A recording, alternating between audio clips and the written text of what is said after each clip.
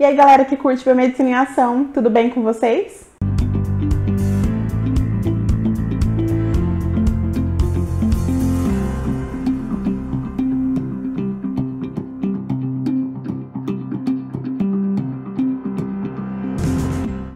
Para quem é novo aqui no canal, meu nome é Tássia, eu sou biomédica com habilitação em microbiologia, patologia clínica, toxicologia e com especialização em biotecnologia. A intenção dessa nova série no canal é realmente divulgar informações sobre exames laboratoriais para você que é estudante ou profissional de saúde em ação. Há um tempo atrás, o canal Tiro Jaleco já fez essa série, eu vou deixar aqui nos cards se vocês quiserem lá conferir os vídeos deles. Para começar, eu vou puxar um pouquinho aqui para o meu lado e falar então sobre um exame que eu faço no meu dia a dia. Para que serve a urina?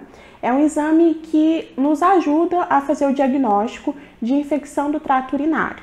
Essa com certeza é uma das infecções mais comuns e é o exame mais realizado dentro do laboratório de microbiologia.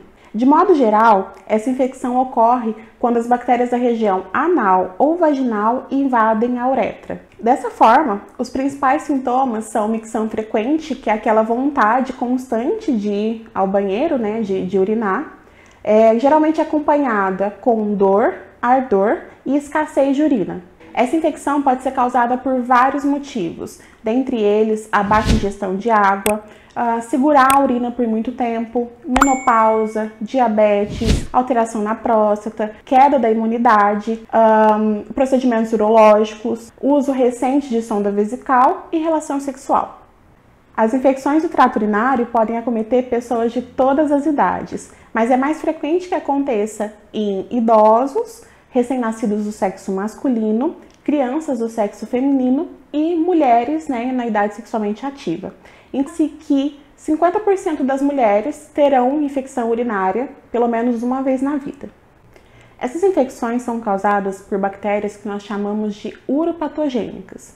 As principais são as enterobactérias, que nós temos como a principal, sem sombra de dúvidas, a Escherichia coli, seguida por Klebsiella, Enterobacter, Proteus e algumas bactérias gram-positivas, sendo a principal Staphylococcus saprophyticus e depois Enterococcus.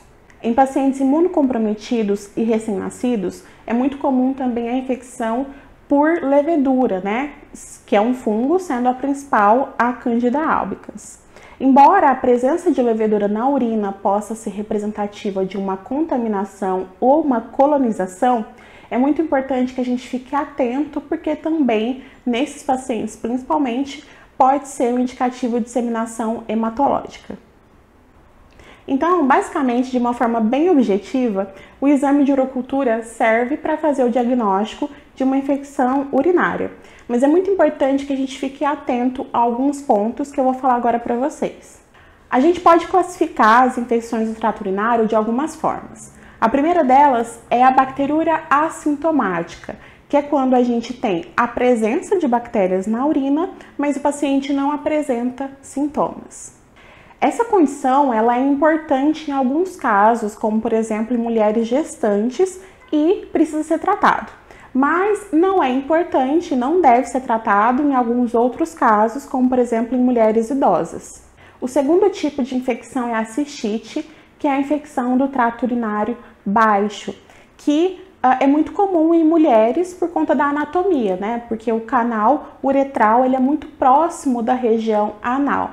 E até por isso mesmo, nesse tipo de infecção, o micro-organismo mais isolado é Escherichia coli, que é uma enterobactéria, Então, essa infecção ocorre por conta da ascensão dessa bactéria do canal uretral até a bexiga, provocando a infecção urinária.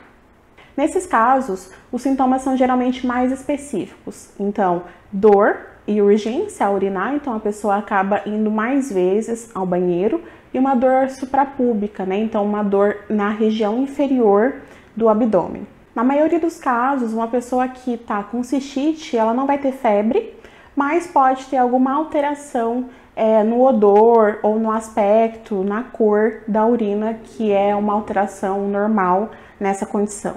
O terceiro tipo de infecção é a pielonefrite, que é uma infecção do trato urinário alto, então acomete rins e a pelvis. Em geral, ela acontece pela ascensão do micro-organismo da bexiga para essa região e ela é apresentada por uma infecção mais sistêmica. Então, dor lombar, náuseas e vômito. A infecção no trato urinário complicada, na verdade, está associada àqueles pacientes que têm alguma anormalidade ou ainda aqueles pacientes que têm alguma defesa. A infecção do trato urinário não complicada é aquela infecção do trato urinário comum, geralmente em mulheres saudáveis, que não apresentam nenhuma anormalidade estrutural ou funcional. Pode parecer que não, mas nós temos vários tipos de urina para se receber para fazer a realização desse exame. O principal tipo de material clínico para receber é a urina de jato médio, que é a forma mais fácil de se conseguir esse material para análise. Então, como é que é feita a coleta desse material, né? Primeiro é necessário que faça a higiene, né, íntima, e depois despreze o primeiro jato, faça a coleta do jato do meio e despreze o restante do jato de urina. A melhor coleta é que seja a primeira urina da manhã, mas se não for possível, não tem problema. O que a gente pede é só que o paciente esteja com retenção urinária por pelo menos 2 horas e que não faça uma ingestão de água muito grande, né, para que não faça diluição da urina. E aí, depois de permanecer sem urinar por 2 horas, é possível fazer a coleta da mesma forma. Para esse exame, é muito importante que o paciente faça a coleta preferencialmente no laboratório. Isso porque é muito importante que a gente faça o processamento dessa amostra o mais breve possível, porque as bactérias elas se proliferam muito rápido. Então, se a gente demora para processar essa amostra, pode ser que a gente tenha um resultado lido erroneamente, né? Já que é um resultado quantitativo. Então, a gente precisa fazer a quantificação dessas bactérias que a gente vê no exame. Então, se demoramos muito, pode ser que a gente tenha um resultado falso positivo. Se não for possível fazer a coleta no laboratório, essa amostra precisa ficar refrigerada. Uma outra alternativa é que, e aí eu falo para os profissionais, é que use-se frascos com conservante. E aí essa urina consegue ficar urina tipo 1 também, né? Para a gente avaliar a parte físico-química dessa urina e comparar com o resultado microbiológico. Então, para esse exame de urina tipo 1, o indicado, a depender da metodologia do laboratório, é que se faça a coleta de no mínimo 10 ml, tá? Muito importante, a urina coletada de 24 horas, ela não serve para esse exame de urocultura, tá? Para esse exame precisa ser feita a coleta de urina recente. Agora, profissional de saúde, chega mais um pouquinho. É muito importante que a gente fale claramente para o paciente como deve ser feita essa coleta e a forma correta de fazer a higienização. Isso impacta diretamente no resultado que ele vai receber. Então, o paciente precisa ter à disposição dele, né, todas as informações para que ele possa fazer a coleta da melhor forma possível. Isso porque a maioria das coletas, né, de urina para o exame de urocultura é feita pelo próprio paciente. Então, ele precisa ter essa condição de entregar uma amostra adequada para a realização desse exame. A coleta impacta diretamente no resultado a ser liberado. Às vezes a gente tem um resultado de sugestivo de contaminação de coleta. Nada mais é do que o indicativo de que essa coleta não foi bem feita. E o analista que está fazendo aquele exame, ele vai olhar para a placa e ele vai ver que tem micro-organismos que são da microbiota de pele ou da microbiota do trato geniturinário ou ainda mais 3 tipos de micro-organismos que ele não consegue determinar qual é o verdadeiro patógeno. E isso acaba atrasando um resultado, né? Porque a gente vai liberar como sugestivo de contaminação e aí vai ficar a critério clínico solicitar uma nova coleta ou a avaliação vai ser só clínica mesmo, sem o resultado do exame. Então, é muito importante que a coleta seja bem feita para que a gente consiga diminuir a chance de contaminação.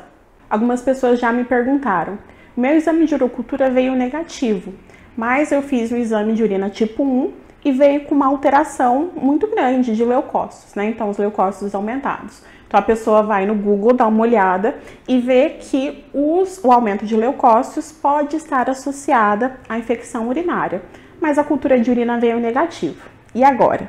Se somente os leucócitos estiverem aumentados isoladamente, isso não quer dizer necessariamente que é uma infecção urinária, tá? Então, outros parâmetros precisam ser avaliados para que se faça o diagnóstico de infecção urinária. É muito importante que ao receber um resultado, mesmo que negativo, você leve esse resultado ao médico solicitante. Isso porque ele precisa avaliar esse resultado junto com os aspectos clínicos, tá? Então, não é só um parâmetro isoladamente que vai dizer que você tem infecção urinária ou não. O aumento de leucócitos é sim um indicativo de infecção, mas nem sempre, tá? O aumento de leucócitos, na verdade, ele quer dizer que o nosso corpo está apresentando uma resposta inflamatória que não necessariamente é uma infecção bacteriana do trato urinário. É muito importante a gente entender isso, porque existem ainda outras infecções que não urinárias, como uretrite ou infecção vulvovaginite, que podem ser confundidas com infecção urinária e ainda assim ter o aumento de leucócitos. Por isso, é muito importante que, mesmo o resultado negativo, seja novamente avaliado pelo médico se você está apresentando sintomas. O médico ele vai ter a condição de entender se ele segue para uma outra linha, né, se é um outro tipo de infecção, ou se vai ser necessário fazer uma nova coleta. E aí fica a critério clínico também, porque ele vai ter essa condição de fazer essa avaliação. É importante dizer também que o contrário também pode acontecer. Então, a gente pode não ter uma elevação da quantidade de leucócitos, mas uma contagem muito grande de bactérias na urina, que a gente chama de bacteriúria. Isso é importante falar que, em alguns casos, como eu já disse no começo, existe indicação de tratamento, como, por exemplo, pacientes gestantes, mas em outros casos, como, por exemplo, em mulheres idosas, não é necessário que se faça o tratamento. Isso é muito importante porque o uso errado, de forma errada dos antibióticos, além de outros fatores, pode contribuir para o aumento da resistência antimicrobiana, que é o que a gente não quer. Agora falando um pouquinho com aquele profissional que vai receber esse resultado, que vai interpretar e tratar o paciente. É muito importante que, além do resultado, o paciente seja visto como um todo, Então, seja avaliado idade, sexo, contagem de colônias, de bactérias, contagem de leucócitos, hemácias, exames correlatos, fazer uma anamnese nesse paciente, avaliar os sintomas, os sinais clínicos, se esse paciente tem alguma doença de base. Isso tudo é muito importante para que o tratamento seja cada vez mais efetivo e que a infecção seja tratada. Tássia, posso fazer o exame de urocultura de rotina? Se você não tem sintomas, não tem necessidade de se fazer o exame de urocultura, a não ser que seja sob solicitação médica após uma avaliação. De modo geral, segundo o consenso de 2020 da Sociedade Brasileira de Infectologia, com a participação de outras sociedades, como por exemplo a Sociedade Brasileira de Patologia Clínica, não é necessário que se faça o exame de urocultura para pacientes que não apresentarem sintomas ou para aqueles pacientes que, principalmente mulheres, em idade fértil, que apresentarem sintomas de cistite não complicada, porque essa infecção pode ser diagnosticada clinicamente, através dos sintomas e da anamnese. Entretanto, é indicada a realização do exame de urocultura para mulheres gestantes, pacientes que têm infecção do trato urinário recorrente ou aqueles com suspeita de pielonefrite aguda, pacientes com sintomas atípicos em que fica difícil a identificação dos sintomas e então um diagnóstico de infecção do trato urinário, ou ainda aqueles que podem apresentar alguma falha terapêutica. E para finalizar, o que fazer para evitar uma infecção urinária? O que se sugere é ingerir bastante água, não segurar a urina por muito tempo, fazer a higiene logo após a relação sexual, lavar bem as mãos com água e sabão antes e após utilizar o banheiro e principalmente, eu acho que é uma das coisas mais importantes, não se automedicar e sempre retornar ao médico ou ir a uma consulta médica quando apresentar os sintomas. Se você chegou até aqui, não esquece de clicar no sininho, de curtir esse vídeo, compartilhar e deixar aqui nos comentários qual o próximo exame você quer ver por aqui. Meu desejo com esses vídeos é aproximar a comunidade científica, os profissionais de saúde, a pessoas comuns, para que todos entendam mais sobre os exames laboratoriais. É muito importante ressaltar que todos os nossos vídeos são baseados em evidências científicas e vocês podem conferir todas as referências utilizadas para a realização desse vídeo aqui embaixo, assim como indicação de podcast e outras informações que podem ser relevantes, que podem acrescentar e vocês saberem mais ainda sobre o exame de urocultura, tá bom? A gente se vê no próximo vídeo. Tchau!